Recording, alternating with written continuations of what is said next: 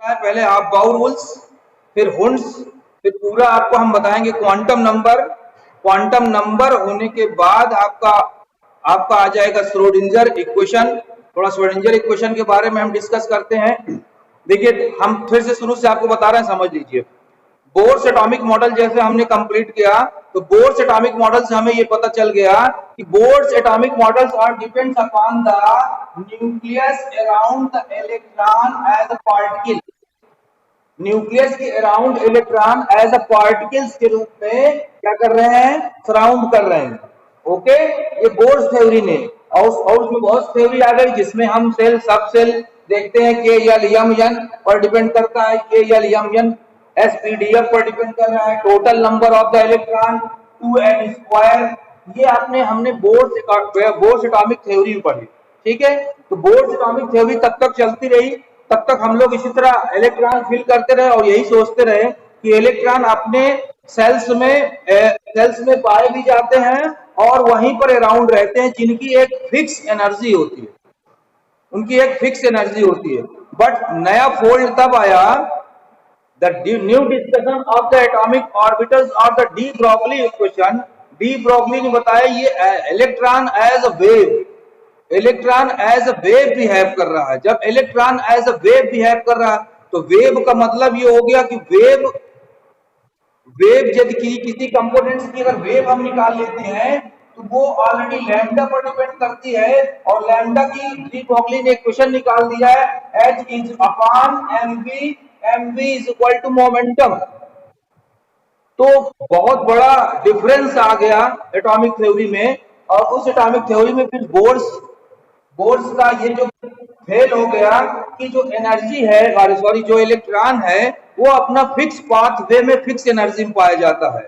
क्योंकि कभी भी किसी भी का जब वेव निकालते हैं तो वेव में किसी चीज का फिक्स नहीं हो सकता, क्योंकि लाइट ऑफ द वेव हम निकाल चुके थे पहले। यहाँ पर इलेक्ट्रॉन बिहेव कर रहा है, the wave as the dual nature of the electron, as a particle nature, as the wave nature.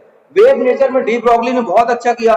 फिर उसके बाद जैसे ही वेव के बारे में थोड़ा सा बताया, तो इसमें जब श्रोडिंगर साइंटिस्ट आए और श्रोडिंगर ने इसको बहुत अच्छे से प्रूव किया कि ये 3D डायमेंशनल वेव है, जो कि हमारा एक्स वाई जेड कहीं भी रह सकता है, और एक्स में भी रह सकता है, वाई में भी रह सकता है, और जेड और रह सकता नहीं, जिसमें इलेक्ट्रॉन पाए जाने की प्रोबेबिलिटी होती है।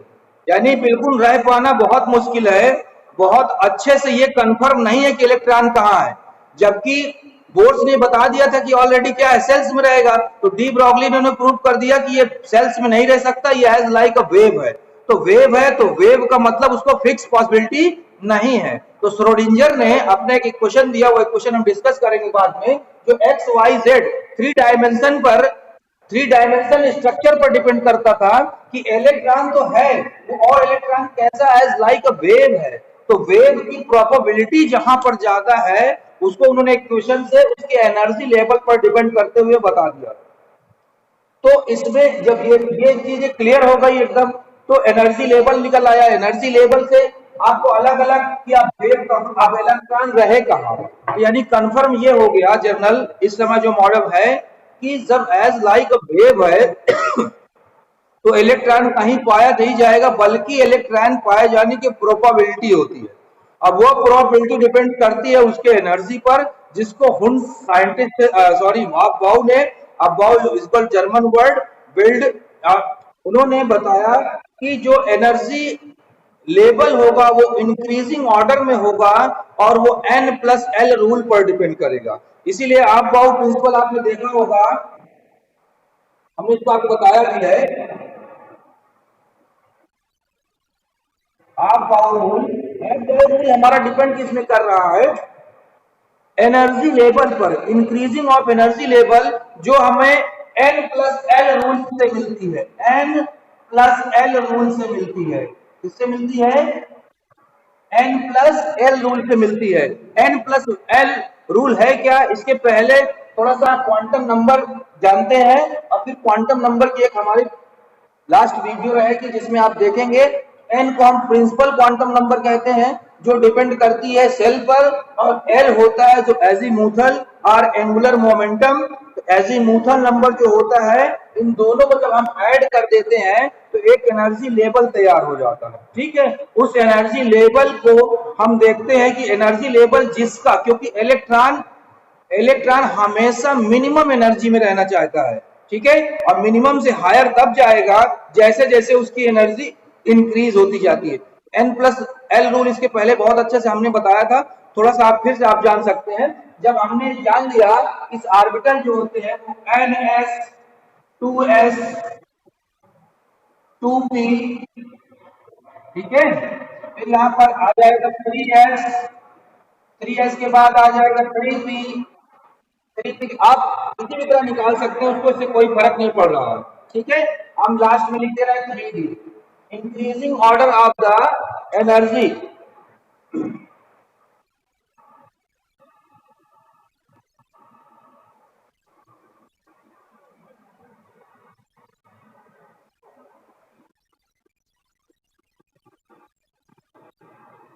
जो प्रीवियस लेक्चर नहीं देखे थे वो शायद N+L रूल नहीं निकाल सकते, इसके लिए हम आपको बता दे रहे हैं। देखिए N तो नंबर ऑफ सेल, जो यहाँ पर ये आपका सेल है 1 2 3, ये आपका N हो जाता है। L जो होता है, L की वैल्यू हमने बता दिया था, L की वैल्यू जो होती है वो S के लिए हम 0 होती है, क्योंकि इसका स्ट्रक्चर डिपेंड करता है, और P के लिए 1 होती है, D के लिए 2 होती है, और F के लिए 3 होती है। ये L की वैल्यू होती है, अजीमुथल क्वांटम नंबर की ये वैल्यू होती है। S के लिए 0, P के लिए 1, और D के लिए 2, और F के लिए 3। ठीक है, तो अब आप इसमें देख लेंगे, हम N+L रूल निकाल के सबको ऑलरेडी अरेंज कर देंगे, क्योंकि अरेंजिंग ऑर्डर में बहुत क्वेश्चन ये आता है। आप इसको अरेंज करिए, आपको आगे पीछे कहीं से दे सकते हैं, कोई सीरियल जरूरी नहीं है। उस सीरियल में आप N+L, अब देखिए S हाई है केवल, यहाँ पर N इसका क्या है, ध्यान से देख लीजिए।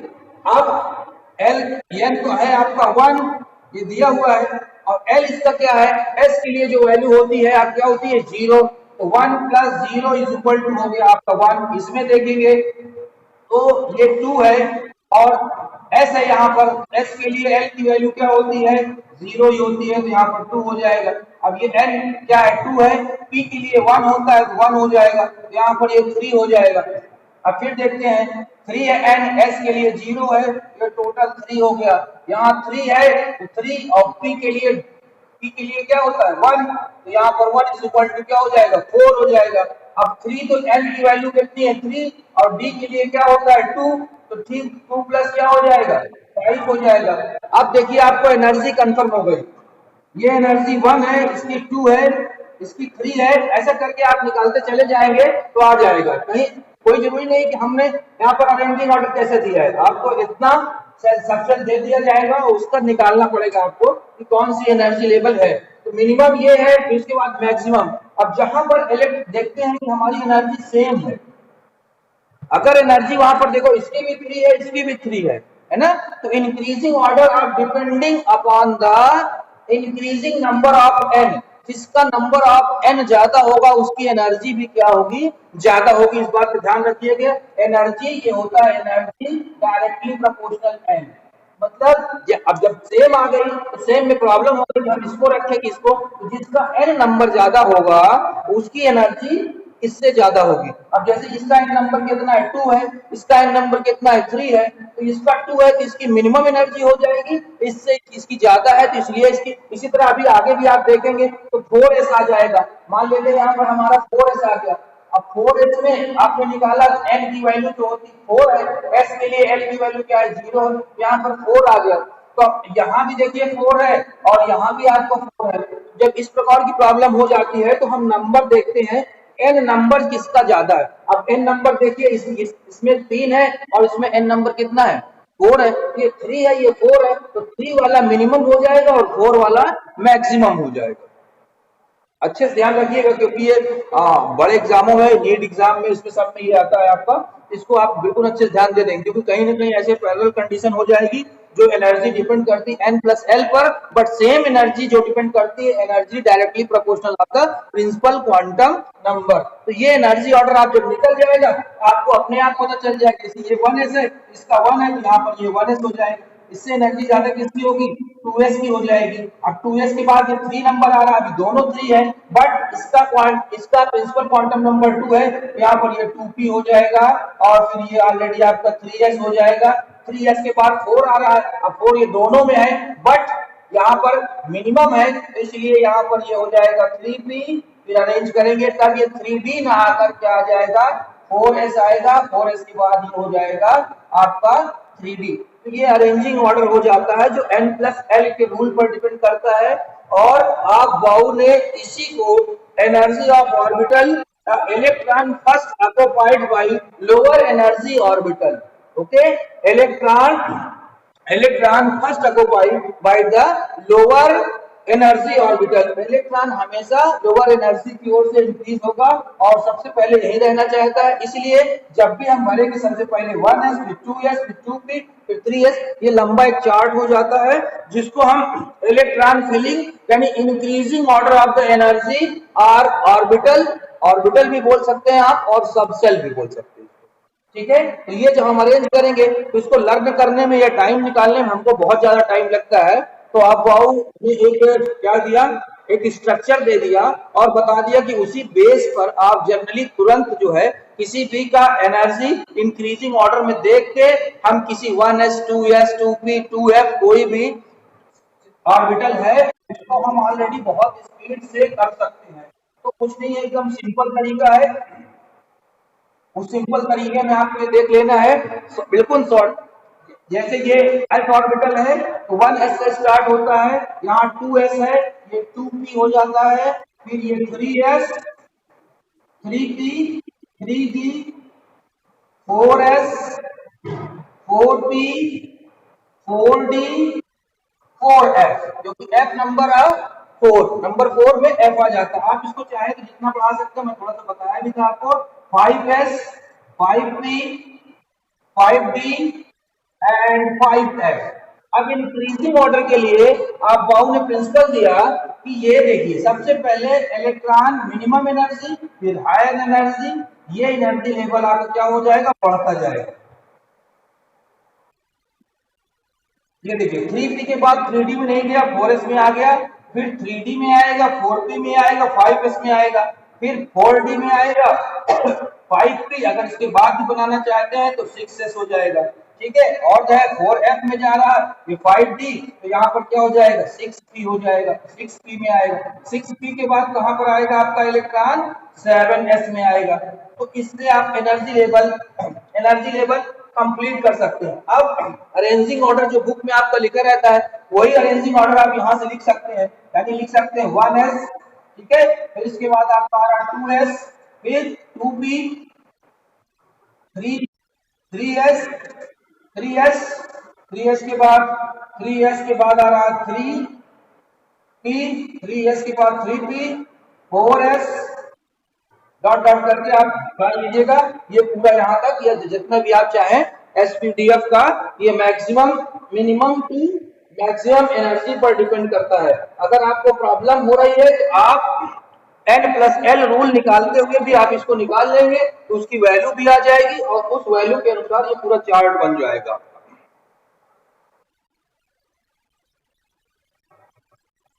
मुझे लग रहा है बाउ रूल्स अब सबको समझ में आ गया होगा।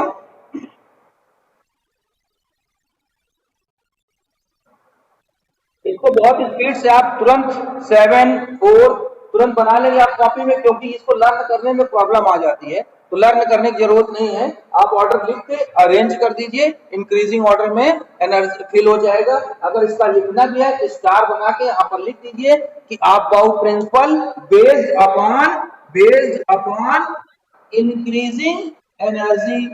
ठीक है, ये किस पे बेस्ड होती है, एनर्जी पर, और एनर्जी ऑफ ऑर्बिटल बोल सकते हैं या energy of orbital subset, energy of orbital, orbital को भी हम यहाँ पर सबसेट बोल सकते हैं, सबसेट। ओके, सेकंड आप इसमें लिख सकते हैं electron first occupied, electron first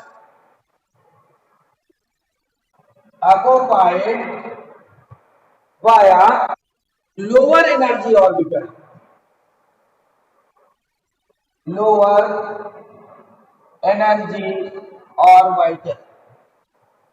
okay, electron first occupied by lower energy ion, यानी फर्स्ट इलेक्ट्रॉन आपके लोअर एनर्जी से करेंगे। थर्ड लिख सकते हैं कि इलेक्ट्रॉन फिलिंग, ये इलेक्ट्रॉन फिलिंग के बारे में बताते हैं। इलेक्ट्रॉन कैसे फिल हो रहे हैं आपको मालूम है, increasing order of energy,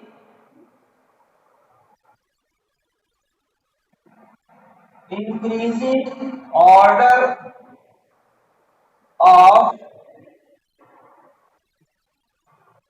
increasing order of energy of orbital or subshell।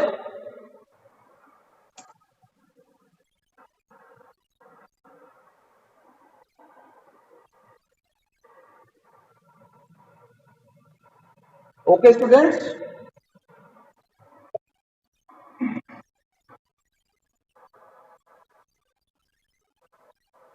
now second rules are discussed. Hund's rules are multiplicity of the rules।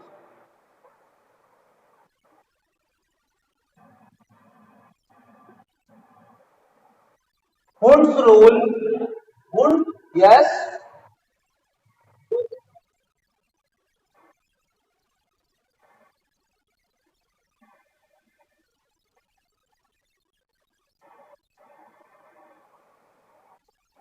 Pairing, ये इलेक्ट्रॉन के पेयरिंग पर बेस्ड होता है। ओके, यानी हुंस रूल किसमें बेस्ड है, electron pairing में। 1 number question था, ऑब्जेक्टिव क्वेश्चन में आप बाउ पूछ लेता है, आप बाउ प्रिंसिपल इस पर डिपेंड करता है, इंक्रीजिंग एनर्जी लेवल, यानी energy level of the orbitals पर डिपेंड करता है, और ये इलेक्ट्रॉन के पेयरिंग में डिपेंड करता है। ठीक है, इसको ध्यान से देख लेंगे, बाकी हम इसका बहुत अच्छे से आपको बता भी देंगे और आप लोग निकाल भी लेंगे। बहुत सिंपल है। इसका दूसरा राउंड का नाम है हुंस मल्टीप्लिसिटी ऑफ द रूल्स, तो सेम है, चाहे हुंस रूल पूछे या मल्टीप्लिसिटी। इलेक्ट्रॉन इन अ सब सेल आर पेयर्ड, इलेक्ट्रॉन एक नया मोड आ गया कि पहली बात तो हाफ फील्ड आप समझ गए होंगे। जब स्ट्रक्चर आप एस का बनाते हैं, 2s का बनाते हैं और p का बनाते हैं, तो हाफ फील्ड का मतलब होता है जब वन वन इलेक्ट्रॉन रहे, ये सब हाफ फील्ड कहलाता है। ठीक है, जैसे p ऑर्बिटल्स का ये हाफ फील्ड है, s का ये हाफ फील्ड है, d में 5 इलेक्ट्रॉन हो जाएंगे, तो मिनिमम से one one orbitals, one one electron present in the parallel या half filled, full filled, clockwise and anti-clockwise electron present in the all orbitals। Okay, so half filled electron in the subshell are paired only when all the orbitals are a subshell is half filled parallel spin। ये क्या होता है, parallel spin होता है। ठीक है, अब parallel spin समझ गए होंगे आप, पैरेलल स्पिन ये ऑलरेडी, अगर ये है तो अब यहाँ पर डी इलेक्ट्रॉन है, तो डी में कितने हो रहे हैं, पी है तो 3 है, तो पैरेलल स्पिन होगा। मतलब अगर क्लॉकवाइज में है तो पहले क्लॉकवाइज जाएगा, अगर एंटी क्लॉकवाइज में है तो एंटी क्लॉकवाइज जाएगा। ठीक है, अब इस रूल को हम एग्जांपल से अच्छे समझते हैं।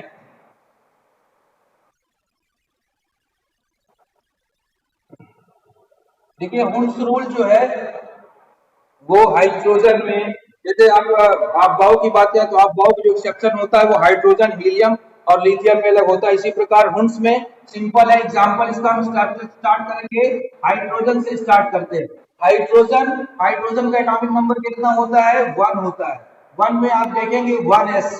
ओके, जब 1s है, अब 1s का हम ऑर्बिटल बनाएंगे तो ये जनरली क्या होता है, 1। ठीक है, क्लॉकवाइज इसको बोल सकते हैं। तो हाइड्रोजन में कोई अंतर नहीं आएगा, हीलियम में 2 होता है, तो 2 के लिए भी क्या हो जाएगा, 1s2। तो आप देखेंगे पैरेलल, इसके बाद जैसे ही ये क्लॉकवाइज रहेगा, दूसरा क्या हो जाएगा, एंटी क्लॉकवाइज। अब इसके बाद आप लिथियम का देख रहे हैं, लिथियम कितना हो जाएगा, 3 हो जाएगा, तो 1s2 2s1। अब 2 इलेक्ट्रॉन इसमें मैक्सिमम फिल, और 2s का जब बनाएंगे तो इसमें 1 इलेक्ट्रॉन फिल। ठीक है, यानी बेरिलियम तक कोई दिक्कत नहीं आएगी, बोरान में आपको समझना होगा। बेरिलियम का आप देखेंगे लिथियम के बाद तो 4 होता है, 4 का 1s2 2s2। Electron number 1, electron number 2, electron number 3, electron number 4। But boron का जब आया तो बोरान में क्या हो गया 5।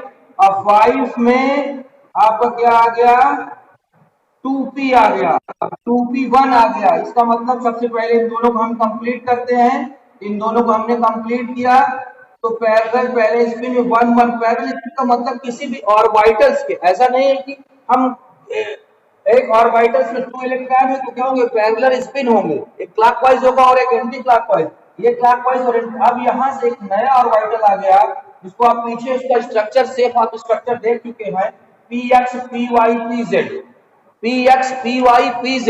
अब px py pz की एनर्जी क्या हो गई सेम हो गई, क्योंकि एनर्जी लेवल पर आप बाउंड ने बता दिया था कि एनर्जी लेवल अब सेम है, जबकि बुक में डायरेक्ट दिया रहता है कि पहले इसमें 1 इलेक्ट्रॉन आ सकता है। बट अगर आप हायर एजुकेशन में जाएंगे तो आप देखेंगे कि पैरेलल स्पिन में ये इलेक्ट्रॉन कहीं भी रह सकता है क्योंकि इसकी एनर्जी सेम होती है। But according to serial px py pz तो पैरेलल कंडीशन के लिए 1 इलेक्ट्रॉन केवल यहां पर आ जाएगा। ये चीज आप समझेंगे तभी आपको क्वांटम नंबर समझ में आएगा अच्छे से। ठीक है, तो बोरान के लिए यहां पर देखा कि 1 इलेक्ट्रॉन है तो 1 इलेक्ट्रॉन फिल हो गया। अब इसी तरह सभी का आप निकाल सकते हैं, कार्बन का निकाल सकते हैं, जहां पर ये 2p के बाद 3s आ जाएगा तो वो कंडीशन चेंज होती चली जाएगी। कार्बन का आप निकालेंगे, कार्बन का 6 यहां हो जाएगा 1s2 2s2 2p2।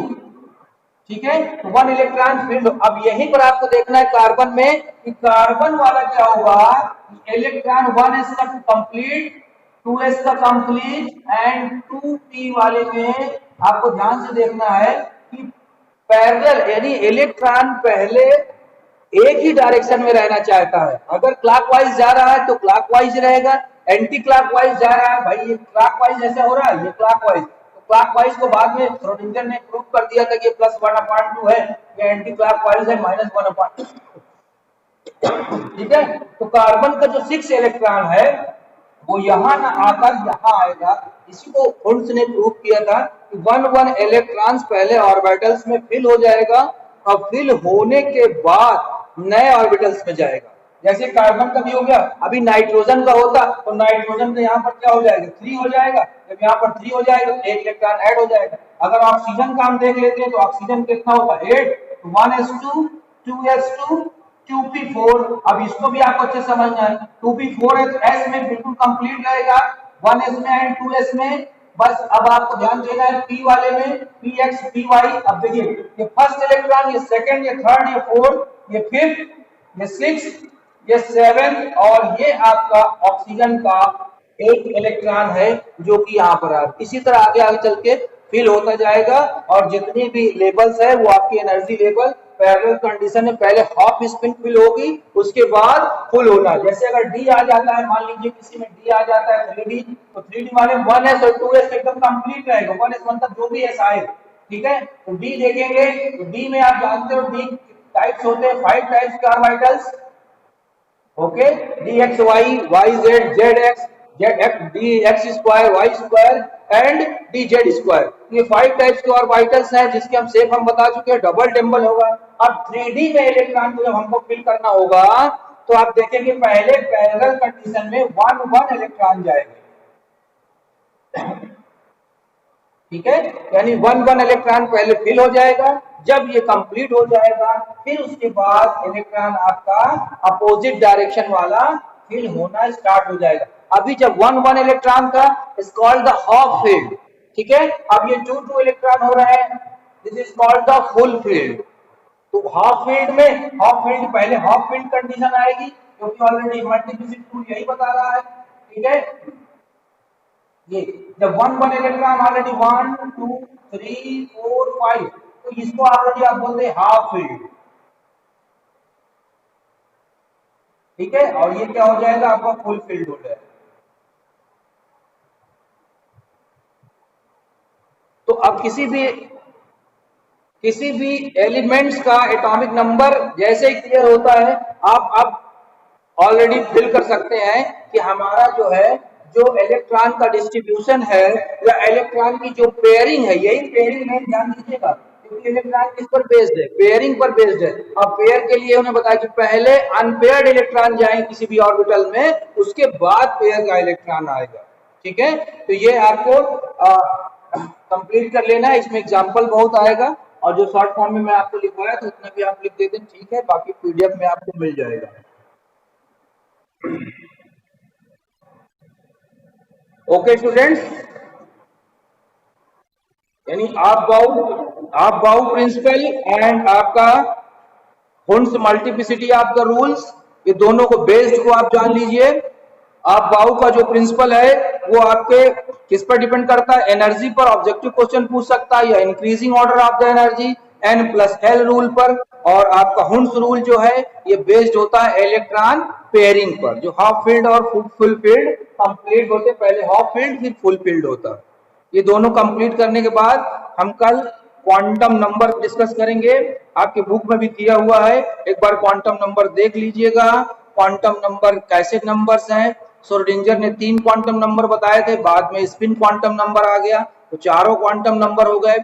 Principal quantum number जिसको हम डिनोट करते हैं n से, एजीमुथल और एंगुलर क्वांटम नंबर जिसको हम डिनोट करते हैं L से, मैग्नेटिक क्वांटम नंबर, फिर उसके बाद स्मॉल m से, फिर स्पिन क्वांटम नंबर जो कि हमारा यही फील्ड बताता है कि वो क्लॉकवाइज है कि एंटी क्लॉकवाइज है। तो इसको आप चाहे तो जिस तरह से ध्यान से देख लीजिएगा, आपको ये समझ में आ जाएगा कि आप अभी तक क्या था, इलेक्ट्रॉन कंफर्म हो चुका था कि कहां पाए जाते हैं। अभी श्रोडिंगर ने कहा पाए जाना तो बिल्कुल इम्पॉसिबल है, कि उसकी प्रोबेबिलिटी हो सकती है केवल कि ये कहां पर पॉसिबल है ज्यादा, यानी इलेक्ट्रॉन की एक निश्चित प्रोबेबिलिटी है कि x में ज्यादा रह सकता है कि y में कि z में, ये हमने निकाल लिया। यानी इलेक्ट्रॉन के एड्रेस डिस्कस करने के लिए, एनर्जी और उसके स्टेबिलिटी के लिए जो नंबर हम पढ़ते हैं वही होता है आपका क्वांटम नंबर, और वो हम चारों क्वांटम नंबर को अच्छे से डिस्कस करेंगे।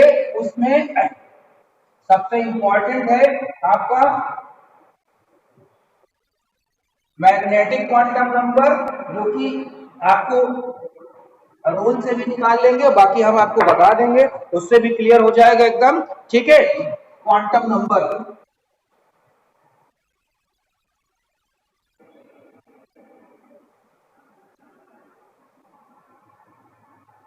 अब इसके बारे में कल अच्छे से बेटा डिस्कस करेंगे। ठीक है, आप अकॉर्डिंग टू आप बाउ और according to Hund's multiplicity of the rule अच्छे से देख लेना, फिल कर लेना, इलेक्ट्रॉन एकदम क्लियर हो जाएगा। कोई प्रॉब्लम होगी तो आप पूछ लेना। कल क्वांटम नंबर अगर आप अच्छे से 40 मिनट्स देख लोगे तो आपको क्वांटम नंबर एकदम लर्न हो जाएगा, क्योंकि आपने अगर एक बार पढ़ा भी होगा तो क्वांटम नंबर में कहाँ प्रॉब्लम्स हो जाती है, उसी प्रॉब्लम्स को हमको देखना है। ठीक है, कि m कैसे निकल आया, l कैसे निकल आया, कहाँ पर पॉजिटिव हो गया, कहाँ पर निगेटिव हो गया, ठीक है, जीरो क्यों हो गया, तो ये सब आपको अच्छे से पढ़ना है।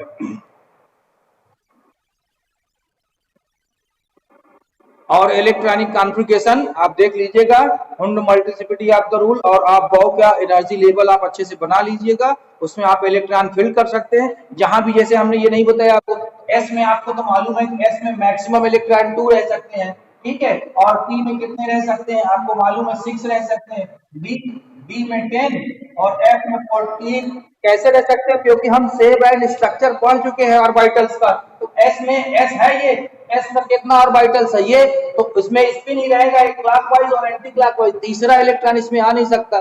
पी डिवाइड होता है P X P Y P Z में, तो P X P Y P Z ये प्रूव हो चुका है कि एक ऑर्बिटल में 2 इलेक्ट्रॉन रह सकते हैं स्पिन में, एक ऑर्बिटल ये हो गया, इसके मतलब मैक्सिमम इलेक्ट्रॉन कितने रह सकते हैं 6। और डी की बात आएगी तो डी में आप जाएंगे, डी 5 टाइप्स से डिवाइड होता है, इसके 5 ऑर्बिटल्स होते हैं, टाइप्स ऑफ द ऑर्बिटल्स में सबकी नेमिंग होती है।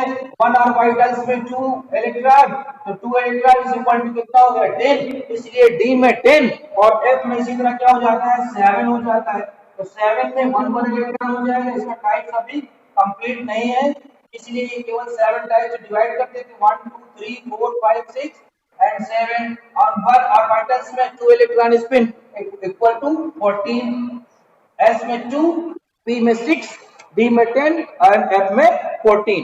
ये ध्यान रखना है आपको, मैक्सिमम इलेक्ट्रॉन। बाकी ऐसा नहीं कि क्लोरीन लास्ट में आ रहा है तो 8 ही कर दो, नहीं, जितनी जरूरत होगी उतना हम इलेक्ट्रॉनिक कॉन्फ़िगरेशन फिल कर देंगे।